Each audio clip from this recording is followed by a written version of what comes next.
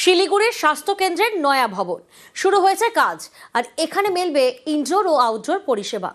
রাতেও থাকবেন ডাক্তার, থাকবে অত্যাধুনিক চিকিৎসার সরঞ্জাম। বরাদ্দ 1.5 কোটি টাকা।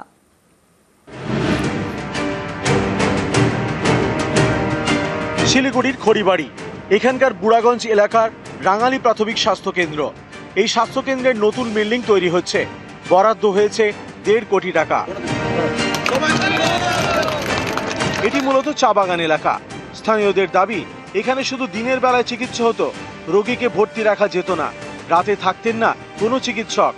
আগে আমাদের এখানে খালি আউটডোর ছিল, সকাল থেকে 1টা পর্যন্ত থাকতো, পরিষেবা চলতো। এখানে নতুন ভবন হচ্ছে, দিন রাতি আমাদের পরিষেবা পাবো, মানে আমাদের গ্রামবাসী অনেক উপকৃত হবে। এখানে খড়িবাড়ির রাঙালি প্রাথমিক স্বাস্থ্য কেন্দ্রে থাকবেন 2 জন চিকিৎসক, 4 জন নার্স, থাকবে 10টি বেড, অত্যাধুনিক চিকিৎসা সরঞ্জাম। আউটডোর পরিষেবার পাশাপাশি ইনডোর পরিষেবাও মিলবে বলে দাবি।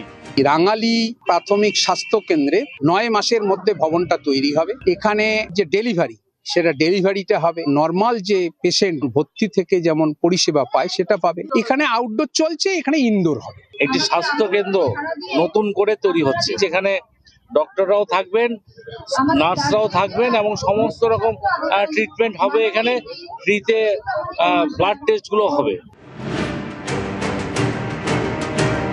স্থানীয়দের দাবি, এই স্বাস্থ্য কেন্দ্রে শুধু ছোটখাটো অসুখ হলে দেখানো যেত, অন্য কিছু হলে ছুটতে হতো নকশালবাড়ি হাসপাতালে অথবা খড়িবাড়ির হাসপাতালে। 10 থেকে 15 কিলোমিটার দূরে নিয়ে যেতে হতো রোগীদের। নতুন ভবন হলে এই ভোগান্তি মিটবে বলে আশাবাদী স্থানীয়রা।